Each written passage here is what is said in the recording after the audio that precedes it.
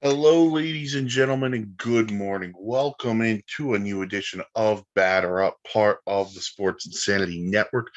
I am Mike Rifkin, joined by Danny Boy Reginald, Dan Ryan's Dan. Good morning, sir. How are you? Mike, it's so good to see your face on Selection Sunday. Not Selection We're Sunday not as on a well. basketball pod right now, but I just wanted to acknowledge that March Madness has officially begun, and it's exciting time. It's a very exciting time. March Madness has begun, and the madness gets even more mad Mhm. because we got baseball season on the horizon, Mhm. but the World Baseball Classic is in full swing. Yeah, yeah.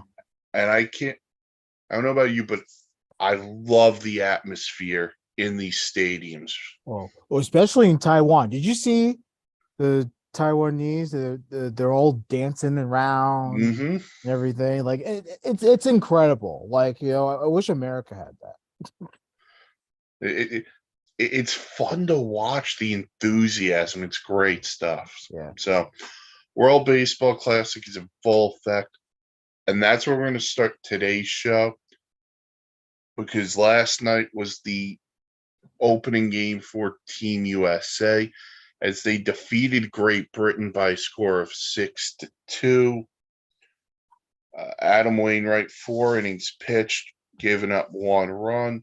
And offensively, I think all I need to say is Kyle Schwarber hit a 3-run Jimmy Jack in the 6-2 U.S. win over Great Britain. By the way, just a little side note, the Great Britain uniforms, horrendous. Horrendous dude, job. I don't know if it's funny because I know they don't know much about baseball over there. Like, can you at least make the jerseys look like nice and flashy? Like they're so boring and stuff. It's They're just gray gray. with the words Great Britain written Yeah, all like over, nowhere where written like on it. truly represents like country and stuff. So that's Yeah, what throws me off. I was expecting something better, and then there was that. Yeah. As for Team Great Britain, they got a home run from former Dodger Trace Thompson Hmm. to lead off the game, but outside of that, it was all Team USA. Wainwright's pitching offensively, Schwarber, the 3-run homer, Nolan Arenado, 3 hits, and he's just. I don't want to call him underrated anymore because he's not in Colorado. Nolan Arenado is so darn good. He's incredible. Uh, so, Dan, what did you think of last night's game between the U.S. and Great Britain? Well, I mean, look, it was a valiant effort by Great Britain. I thought that they held their own for a little bit until the Schwarber home run. The pitching wise, defense wise, they were getting on base, so that was impressive. But the one thing that I just love about USA is the firepower that they have. Pitching is outstanding. That is an outstanding pitching staff they have. And of course, I mean, we expect it, of course. But then you have home runs, you have run producers, all down the lineup.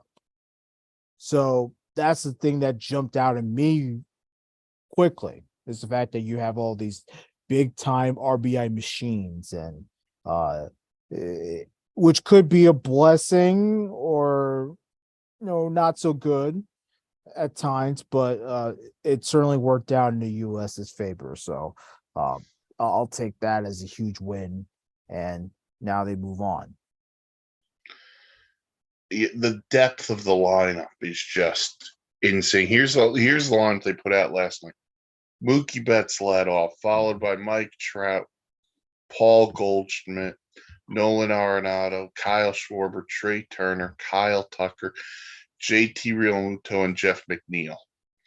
When the National League batting champion is hitting ninth in your lineup, you are doing something right. Exactly.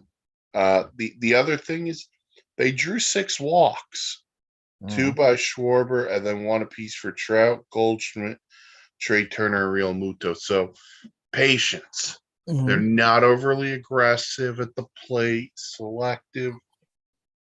So I kind of like that approach as well. They'll play Mexico tonight. Mhm. Mexico lost in 10 innings yesterday to Colombia, so they're looking for a little bit of revenge. I'm just looking to see if the starters have been announced, and Mexico's going with Patrick Sandoval. The U.S. has not announced their starting pitcher yet. That's according to ESPN. So if they have, I apologize. But that's WBC and Team USA, and we'll keep you updated on that. But today's episode of the podcast, we're going to focus on the AL East. And let me rephrase it. It's the beast that is the AL East, because you're looking at a division last year that 4 of the 5 teams finished over 500.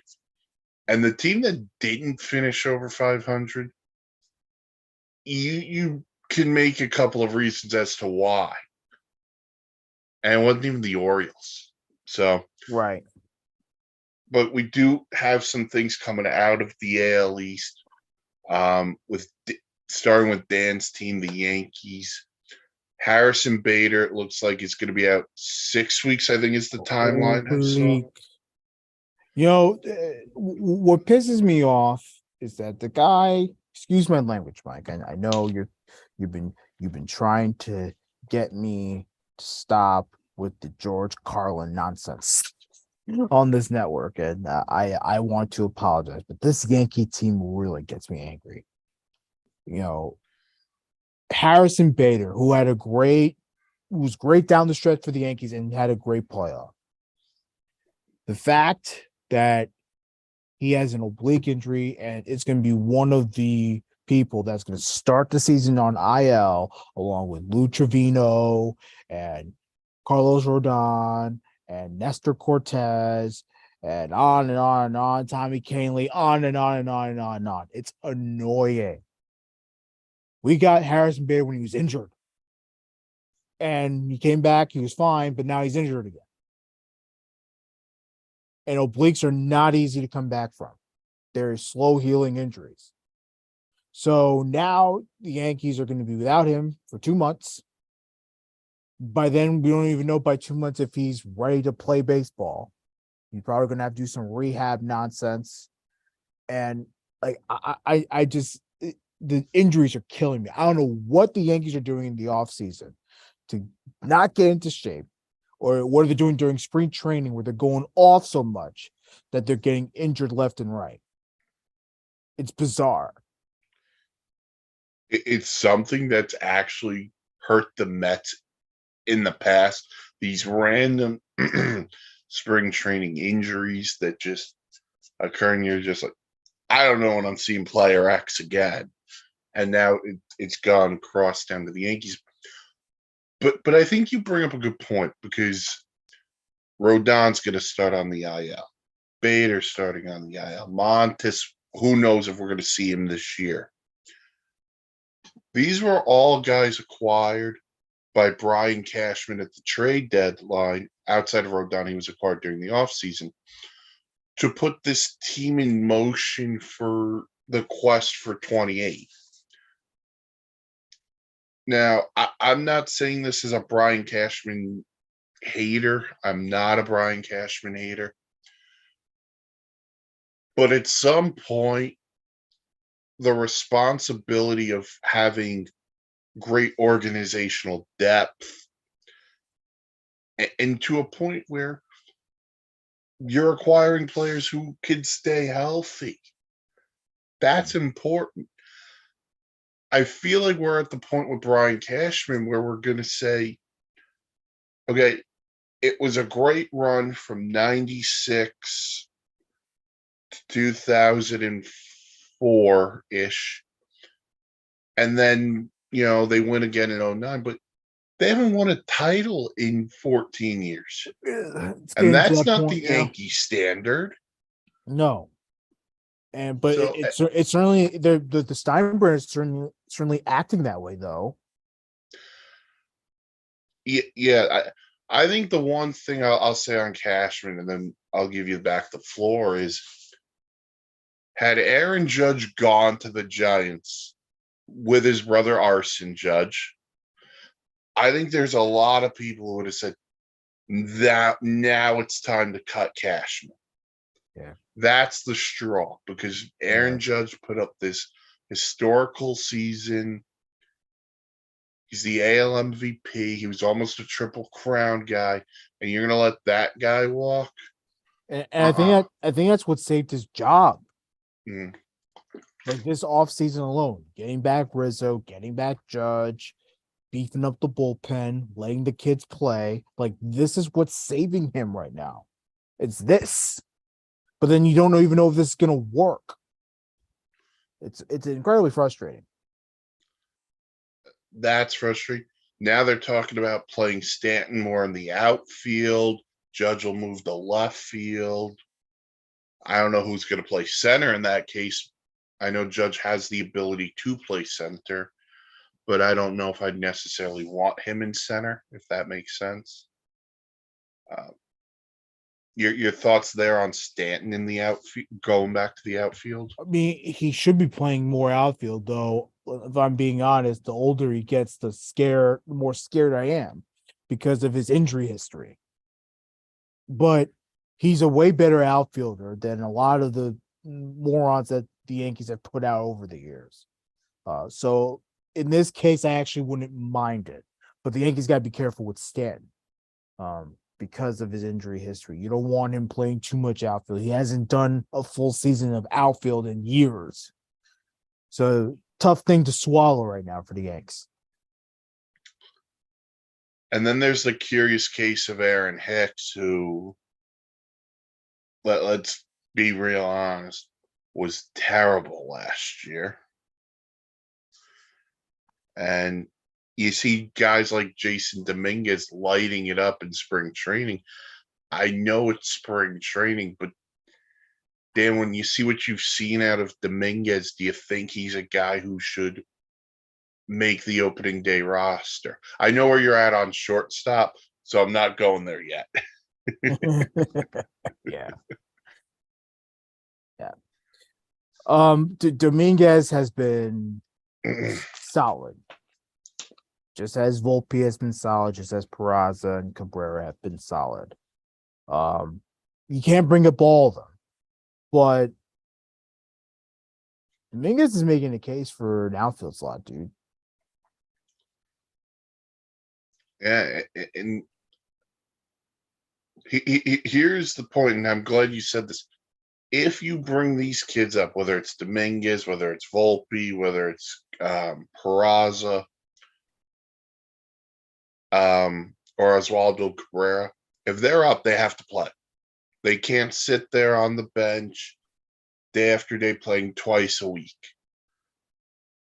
They have to play 5 to 6 days a week. They can't just sit there on the bench for IKF and Donaldson and Hicks. Everyone's gonna need their at bats, but if the kids are up, the kids have to play.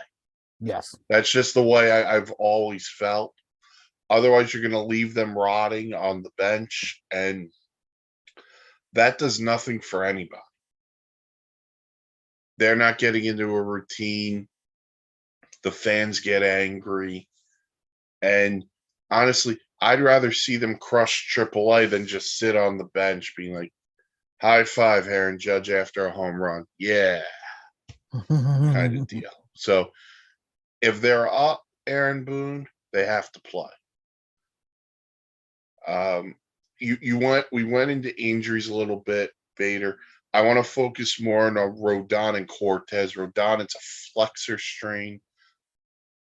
He says he could have pitched if this was down the stretch in September. Bullshit. Cashman says he thinks he'll be back in April. You mentioned Nestor Cortez before as well with the hamstring, which forced him out of the WBC. To me, those two guys being out, along with Frankie Montes, who we don't even know when he's coming back, Mhm. that puts pressure on one person and one person only, and it's not even Garrett Cole. It's Yeah. Luis Severino.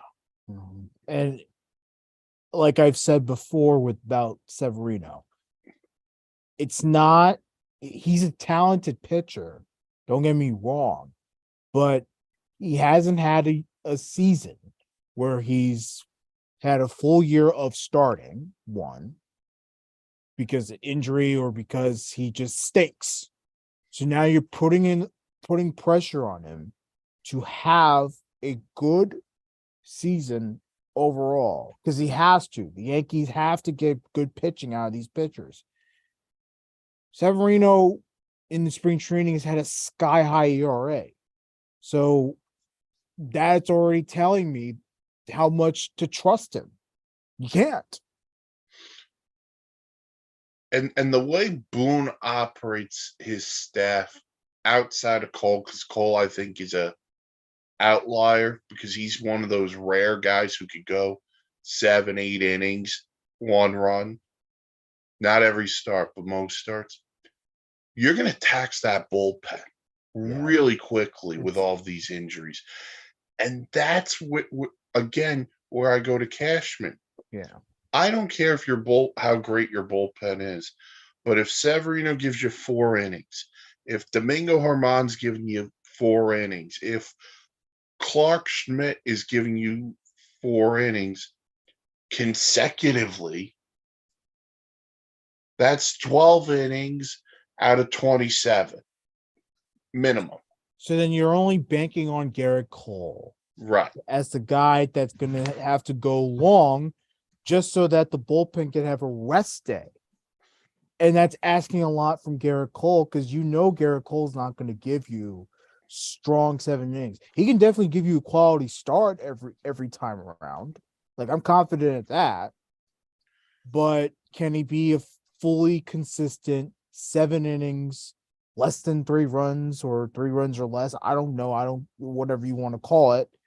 I don't think Garrett Cole can do that. He can give you a quality start, but then the bullpen has to be up and about again.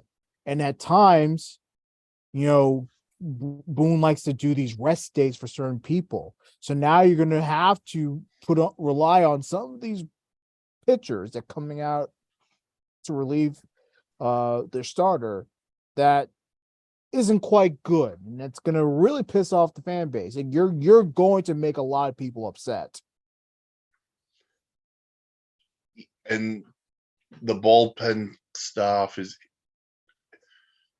that's why you have to hope if you're Cashman and Boone. I'm not even thinking Rodon here because the flexor tendon, the arm. I'm not getting into that. Mainly because the arm is so fragile at times on certain guys. We don't one bad strain away from Tommy John. Yeah. The Nestor Cortez thing, even when he gets healthy, I don't know if he's going to be Nestor Cortez of last year because No. because there's Usually, not a history there. right. Well, Nestor's always he started off as a reliever. Yeah. So he's used to doing short term inning. Now, if that was the case last year, and he was just a reliever, and he was going short term, one maybe two, no more than 3 innings, then I'll be like, okay, well, once he comes back from injury, yeah, I trust him to come out and be a reliever. As a starter, after he had the season that he had, that freaks me out. It does, and look, it doesn't mean that Nestor can't do it again. I'm sure Cortez will do the best he can, and you'll certainly give you good starts here and there. But I don't know about full season of less than 3 runs, going 6 innings or so, and looking like the ace that he was last year. I don't know about that. Hmm. Who do you look at offensively as the guy who has to step up? DJ. LeMahieu has to have some type of good year. And look, when he's healthy, he can come through. But this is a year for DJ LeMahieu. We gave him a lot of money to come back and be solid for the Yankees. This is would be the third season under this the big contract that they gave him. So he needs to come back and he needs to do well. I need to see 2019 DJ LeMahieu, if I'm being real with you. Like if we can get 2019 DJ LeMahieu, that would help out this lineup so much. So much that Aaron Judge wouldn't have to hit 60 home runs to try to help out this team.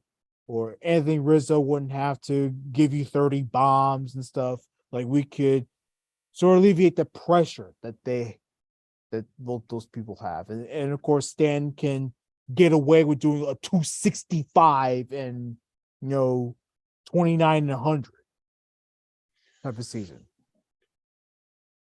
I think the part that I agree with the most on LeMahieu is he's not a power hitter. Yeah, he doesn't have to be. And in that lineup, it's so reliant on the home run. Yeah. Rizzo because of the short porch and right, but Judge, who's a complete hitter, but they get home run happy. Him, Stanton. Yeah. I think Gleyber gets way too home run happy. Yeah, and that's the funny thing you said that because it's so true. Because for Gleyber, I expect Gleyber to be like a Jeter type of thing. Not necessarily exactly like Jeter, but because he has power. Mm-hmm. But like someone that could reach base, can hit 300, he could get on base, he gives you a lot of RBIs, and then home runs here and there. I'm not expecting Gleyber to hit 20 home runs. I don't care if he does. Now, if he does, that'll be great, but I need him to be 300. I need him to be, getting doubles and singles and driving in runs. That's all I care about. If you need to get on base, get on base with a walk. That's what I want to see out of him. Yeah, if he can, I'm not going to ask him to hit 300 because I know how hard it is to hit 300. If he can hit 275 to 280, 15 homers, 75 RBIs, and like you said, he gets on base, he plays a solid defense. Yeah. Okay, I'm in on Gleyber Torres. Yeah. And I know he's a long-term fixture on this team. I can't sit here right now and bank on Gleyber for the future. Yeah. I mean, if he's going to be future, it's going to be second base. Yeah. And shortstop, we're just going to have to figure out. I still think we should play eventually they're hoping that'll be Volpe or Peraza, but I don't know. They're both having good springs. Volpe is my guy. Well, the other thing they could do is they could transition one to third eventually. Okay, it's not Donaldson is up after the year, and if I'm the Yankees, I would not play him any bit. If you want to start him and make him pissed off the bench, do that. But he's not playing much this season because we need to see the kids play. The Astros play the kids, and they won a World Series. I'm so happy bring the Astros into the conversation because think about this too with the World Series. Jeremy Pena was a rookie, and he's the World Series MVP. Mm-hmm. I believe he also won the ALCS MVP, if I'm not wrong. Might be mistaken, but I'm pretty sure he did. Yeah, he did. So when they let a guy in Carlos Correa walk so Jeremy Pena could play. Exactly. And then they have a young pitching staff that tore the Yankees apart. It wasn't even close. Yankees couldn't hit off of them. They're so overmatched. Yeah, so if you look at that, it says that they're bright lights that just say, play the kids, Aaron, play the kids, Brian. And them in their infinite wisdom will still rely on Donaldson, Hicks. It's as if they need to justify why they brought those guys in. And and they don't have to. and that's just sometimes in sports, I don't care the franchise, you'll bring in players who you think are good fits, Yeah. and sometimes it doesn't work out. Yeah. I'll be brutally honest here as a Met fan. I loved the fit of Jason Bay as a New York Met when it first happened. Mhm. I know concussion derailed what happened, but going into that, I was like, I would rather have Jason Bay than Matt Holliday because I don't know what I'm getting out of Matt Holliday because he's not in Coors Field anymore. Right. So that's the part. You don't have to justify why you're bringing back Donaldson and Hicks and IKF. Just don't just raise your my bad. That's all it takes. Yeah, sometimes you just have to just take your L. Yeah. And Brian Cashman never wants to do that. He never wants to say, you know what, this was on me. I'll take the hit. No, he always has to find a way until it blows up in his face. And then when it does blow up in his face, he tries to do his fixing and stuff, and then he takes blame. Like, no, just take the blame now and fix it so that the Yankees can be successful. And Mm. oftentimes it doesn't work out that way. Yeah. And I don't know if this has changed since George passed, but it used to be if the Yankees made a mistake, they were able to cash out the mistake. And what I mean is they were able to correct themselves. Now under Hal Steinbrenner, we're going to keep eating these. And it's not working for whatever the reason is. You have to admit to the mistake. Otherwise, you'll never learn from the mistake. Yeah. And by bringing in people like Omar Minaya, who's had his fair share of mistakes, but hey, he admits to it. Brian Sabian, great front office guy for the Giants. I think those mistakes might be minimized just a tad bit, but again, you just never know. Yeah, I gotta tell you, I love the Sabian one. Yeah. Brian Sabian, to me, for the run the Giants had in the 2010s, like Brian Sabian's a big part of not only just bringing in free agents and making great trades, but just from the standpoint of drafting and developing certain guys. Yeah, Mhm. you get a Buster Posey who's great. They acquired Hunter Pence. Brandon Belt, key hits for those teams. You He's know, incredible. He was Brandon incredible. Crawford, who's still in San Francisco, Mhm. huge for that team. So it's all about how you go about developing certain young players, and it's about making smart business decisions. Dan, I do know you have to go, so I'll close out with you on this. Do the Yankees repeat in the AL East? No, based on how they're going to start the season, I don't think so. I Okay. think there'll be a team that will catch on. Blue Jays scare me a lot. They made off-season moves that improved their pitching. And while they did get rid of Teoscar Hernandez, I think they beefed up their outfield. So I would look out for the Blue Jays. Don't sleep on the Baltimore Orioles, man. You know, that team was young and hungry last year. They didn't know what they were doing, and they were winning ball games. Now they have experience. So I'd watch out for those peeps at Camden Yards for Those sure. pesky birds. Yeah, so watch out for the Orioles. They'll be coming in hot. Tampa Bay is always somehow in contention with the roster that they put out there.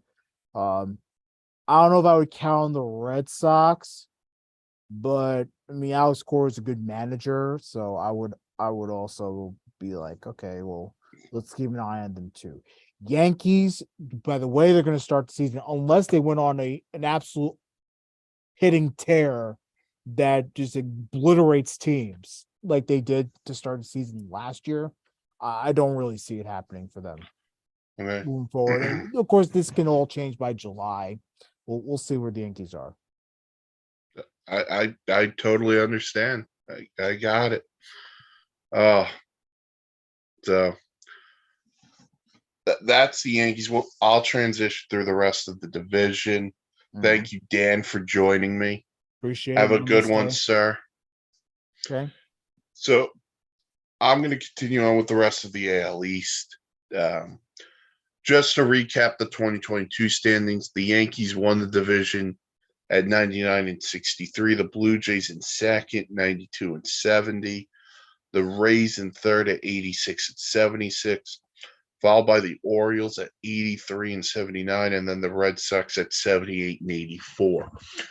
So I will talk about the team Dan talked about last. That's the Red Sox. Red Sox made a lot of moves this offseason, bringing in guys like Masakata Yoshida from Japan, Kenley Jansen, who pitched for the Braves last year, Justin Turner, Corey Kluber, Chris Martin, and Adam Duvall. Now, Alex Cora said today Chris Sale won't get the ball opening day. He hasn't counted out Corey Kluber, who people are looking like that. People are saying that's who it looks like will get the ball on opening day. Here's what I think on the Red Sox. They also re-signed Rafael Devers, who I do want to talk about. I think Alex Cora is a tremendous manager. I think he's done a very good job winning a World Series, making a team that many people thought may not be competitive. They're competitive. They play hard. They're banking on a lot of guys right now for me who I don't want to say are past their prime, but they're banking on older guys. You're banking on Justin Turner hitting 20, 25 homers, 20 doubles, playing with the Green Monster. You're banking on Corey Kluber to throw. I'm not going to say 200 innings because I don't think guys get close to that. 160 innings out of Corey Kluber. Kenley Jansen up and down the past couple of years, to be honest with you. Also, he's had the irregular heartbeat, so you never know when that's going to hit. Hopefully, he can stay healthy, as you hope all these guys do. And then they have this lineup, man. I love Devers. I think he's going to win an MVP at some point. He's that good. I like the future of Alex Verdugo personally. To me, he's a player, line drive hitter with some pop, but he could play. I like pieces that the Red Sox have. I'm waiting on certain other things, but the thing that hurts for me on the Red Sox is the loss of Xander Bogaerts. And I say the loss of Xander Bogaerts gets bigger and bigger because to me, Xander Bogaerts could have been to this team what Dustin Pedroia was to Red Sox teams in the past. Maybe not the best player in baseball, but a heart and soul guy, a warrior on the field and off the field. And you knew he was going to give you a good AB. You knew he was going to give you a really good defense for the most part. And a guy who's just out there every day. So how the Red Sox recover, I believe they're going to play Kike Hernandez either at short or second. But that not knocking Kike Hernandez, it's just it's not Xander Bogaerts. Now here's the thing I fear with the Red Sox. I fear we're not playing him the same level as the Yankees, the Blue Jays. You know, it's kind of like the Michael Jordan meme, and I took that personally. I kind of could see the Red Sox being that team that says, I took this personally, and they go out and they win 90 ball games this year. I'm not saying it's going to happen because a lot of there's one key word for this team, and it goes for all of baseball.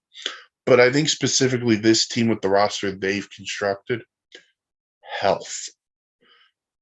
Can Corey Kluber stay healthy? Can Chris Sale stay healthy? Can Justin Turner? Can Lee Jansen? And all these guys stay relatively healthy.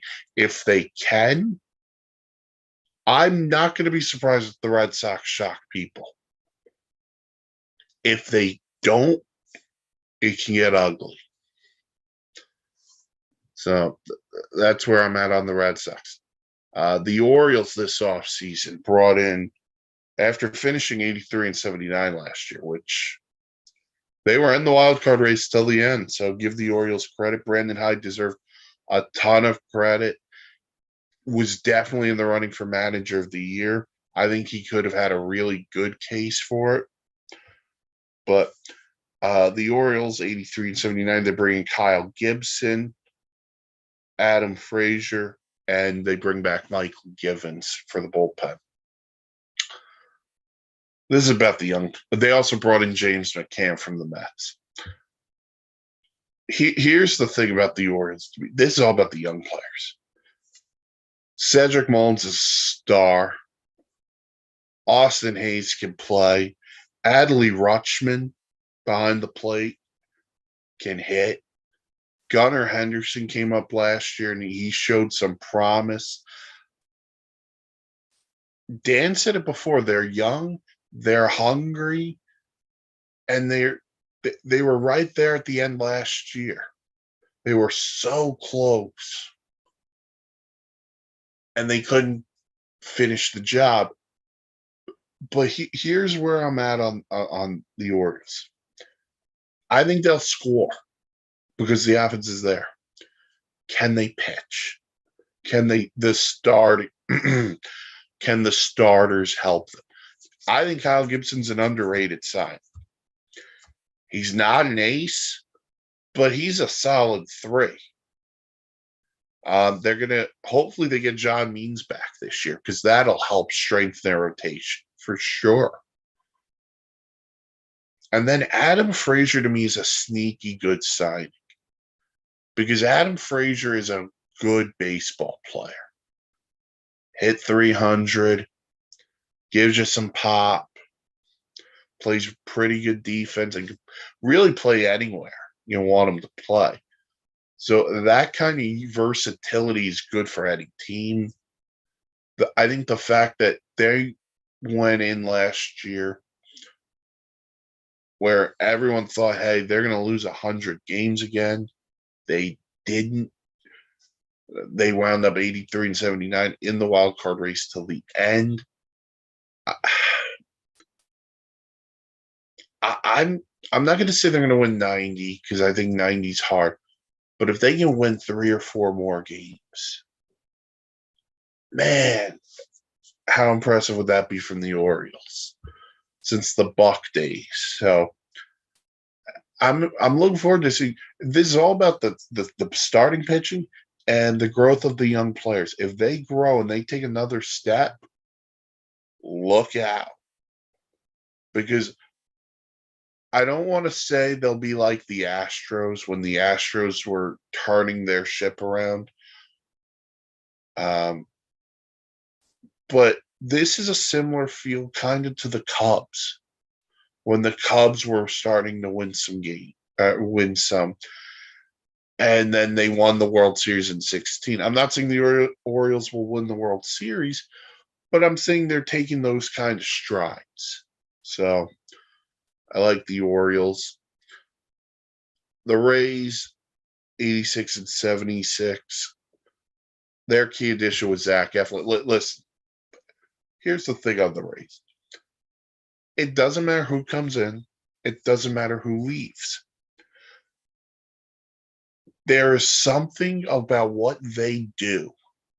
And everybody in baseball, for the most part, tries to mimic them in some capacity. Everyone tries to mimic them in the way of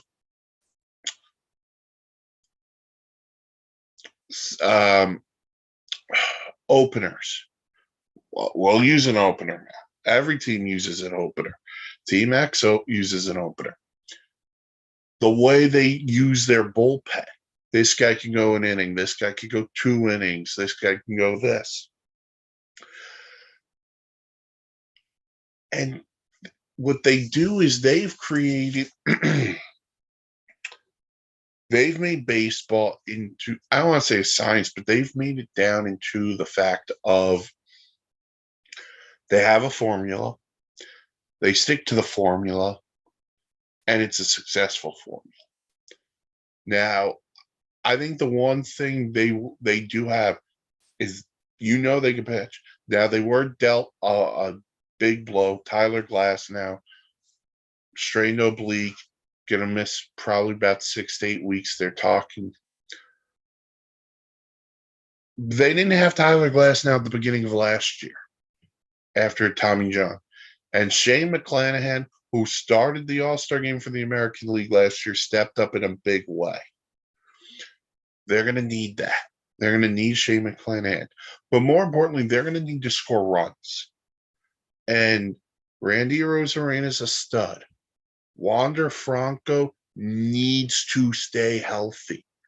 If Wander Franco stays healthy, Arozarena stays healthy, Brandon Lau, who also needs to stay healthy, this team can, again, make noise. And I like where the Rays are. Kevin Cash is a very good manager.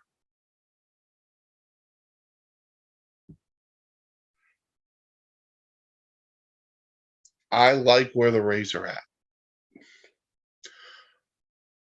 The question is just going to be who's going to step up. There's no Kevin Kiermaier on this team. He got released, but the rest of it, I like where this team's at. Next, you got the Toronto Blue Jays. 92 and 70. Key additions: Chris Bassett, Brandon Belt, Dalton Varsho in a trade, the Teoscar Hernandez trade. I'm sorry, no, this was Lourdes Gurriel. Teoscar Hernandez went to Seattle. And Kevin Kiermaier. Let me tell you something. I think the Chris Bassett signing is one of the best in baseball.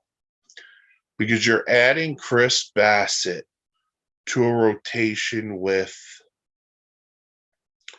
Kevin Gausman, who's been really good, Alek Manoah, who was a Cy Young candidate last year. Hyun-Jin Ryu is coming back at some point this year after being hurt most of last year. And then Jose Barrios, who's not going to pitch to a 5 ERA again this year, in my mind. So here's where I'm at on Toronto. They can outslug you with Vlad and Bo Bichette and George Springer. Now they have a rotation, for me, one of the better rotations in all of baseball. If they shored up the bullpen a little bit, and they shored themselves up defensively. Kevin Kiermaier is a great defensive center fielder. Dalton Varsho can run and go get him with the best of them, too. He had a good year for the Diamondbacks. So this is a team right now where the Blue Jays window for me is wide open to win a title. They have the face of the franchise in Vlad. If you want to make a case for Alek Manoah too, I'm not going to say no to that. But they have this young core, and it's so beautiful to see what they have. And I'll say this. When you bring in guys like Bassett, Springer, Hyun-Jin Ryu, these guys who bring a winning mentality, that rubs off on young players. Oh, how could I forget? Matt Chapman at third. one of the best third basemen in baseball.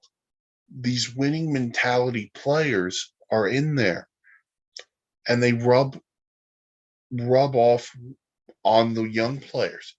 Winning is fun. Winning is great. I love where the Blue Jays are. I think for me, I don't want to say they're sneaky because they're not sneaky, but if if certain guys have the year I expect them to have, and I think Vlad needs to be in the MVP conversation. He's been in the MVP conversation.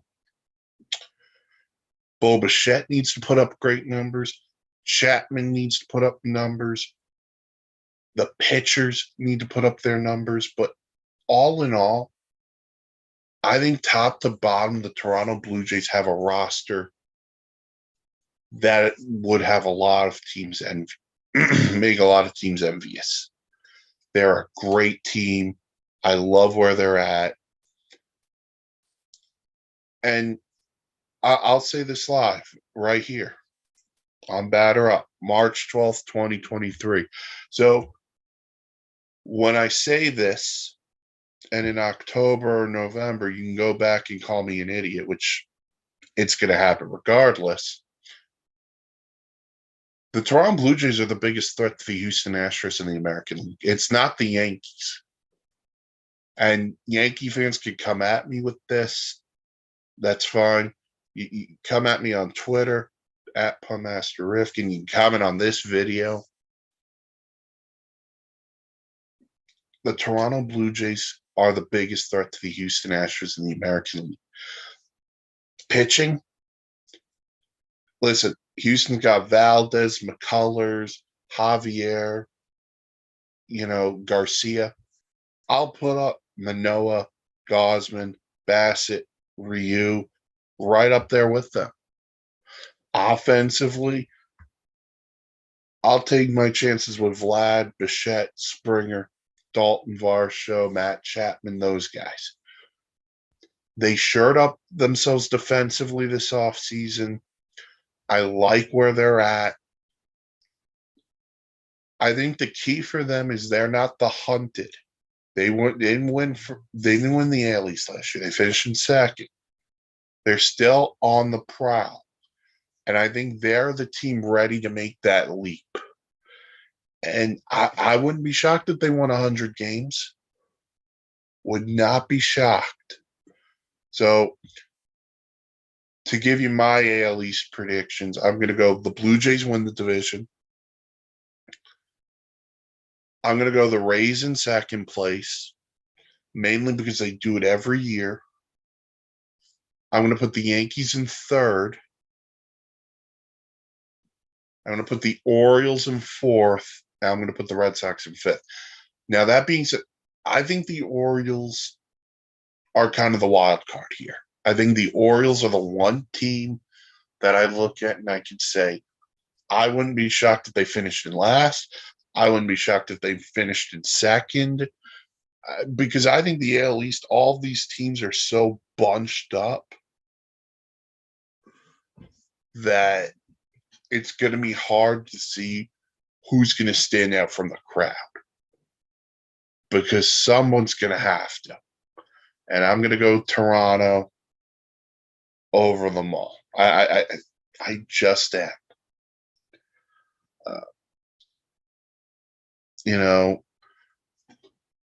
I'm curious on Tampa. I'm putting them in second because I can't doubt them. I'm putting the Yankees in third mainly because of the injuries. I need to see what the Yankees are going to do. And, Dan and I had that long conversation on guys who we think need to step up. And I think there's two for me. And I'm not even counting Hicks and Donaldson. The two I think are Severino. Has to. He just has to do it with all these injuries in the rotation. He, by default, he's now the number 2 starter. And the other guy's Gleyber Torres. And Gleyber had moments last year, but it's that the consistency factor for Glaber.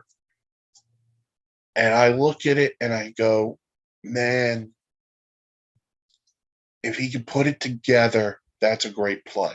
Because let's be honest, I don't know what I'm getting out of. Let me rephrase this.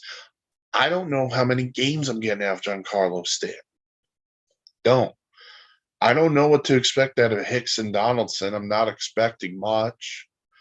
So if I can get consistency out of Rizzo, DJ LeMahieu, if he's playing at a consistent level, Judge, and then Glaber Torres, okay, maybe we're cooking with something there. But for now, I'm not. So to recap, I'm going the Blue Jays win the AL East, followed by the Rays, the Yankees, the Orioles, and the Red Sox. That'll do it for this edition of Batter Up, part of the Sports Insanity Network.